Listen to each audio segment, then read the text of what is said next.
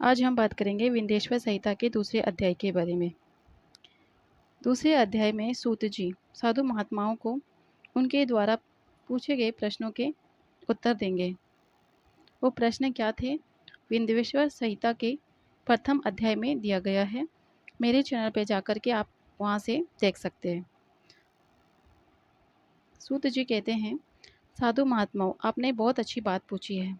यह तीनों प्रश्न लोकहित का उद्धार करने वाला है।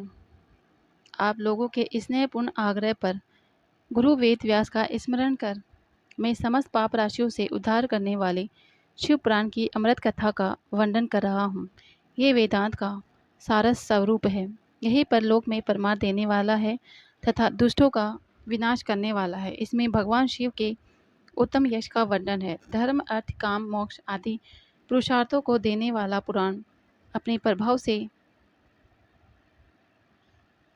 प्रभाव की दृष्टि से वृद्धि तथा विस्तार को प्राप्त हो रहा है।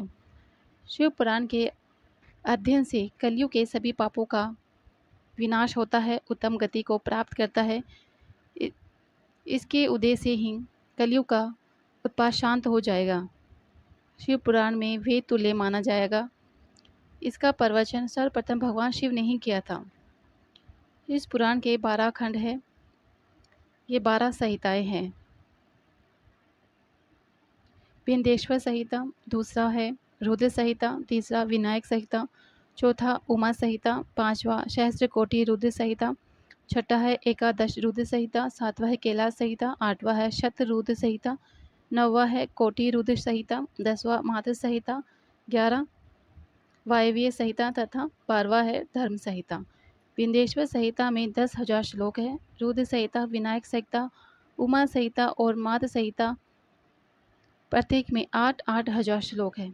एकादश रुद्र संहिता में 13,000, कैलाश संहिता में 6,000, शत रुद्र संहिता में 3,000, कोटि रुद्र संहिता में 9,000, सहस्त्र कोटि रुद्र संहिता में 11,000, वायवीय संहिता में 4,000 तथा धर्म संहिता में 12,000 श्लोक है।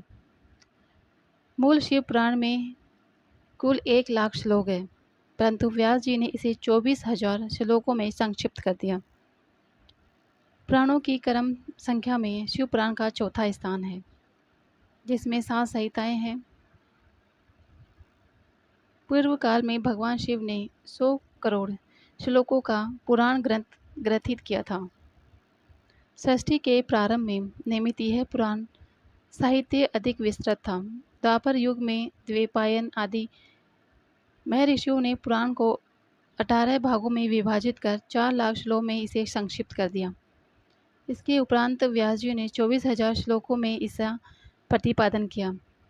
यह वेद तुल्य पुराण विंध्येश्वर संहिता, शतरुद्र संहिता, कोटि रुद्र संहिता, उमा संहिता, कैलाश संहिता और वायवीय संहिता नामक 7 संहिताओं में विभाजित है। यह 7 संहिताओं वाला शिव पुराण वेद के समान प्रमाणिक तथा उत्तम गति प्रदान करने वाला है।